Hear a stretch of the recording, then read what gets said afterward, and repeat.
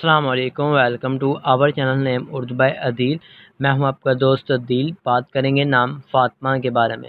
ये फ़ातिमा नाम का मतलब क्या होता है और फ़ातिमा नाम वाली लड़कियां कैसी होंगी। उससे पहले अगर अभी तक आपने हमारे चैनल को सब्सक्राइब नहीं किया तो जल्दी से चैनल को सब्सक्राइब कर लें और साथ वाले घंटी वाले बटन पर ज़रूर क्लिक करते हैं ताकि आपको आने वाली वीडियो की नोटिफिकेशन ज़रूर मिलती रहे। तो गाइस, नाम है फ़ातिमा। बात करते हैं कि फ़ातिमा नाम का मैंने क्या होगा। फ़ातिमा मैनी का मैनी होगा दूध चढ़ाने वाली, दिल फ़रेब एक औरत जो इत्नाब करे के होते हैं। फ़ातिमा नाम की तख्लीक़ ज़बान में बात करें तो फ़ातिमा एक अरबी ज़बान का नाम होता है। फ़ातिमा जिन्स लड़की होती है। फ़ातिमा नाम का लकी नंबर 9 माना जाता है और फ़ातिमा नाम का मज़ाहिब मुस्लिम है।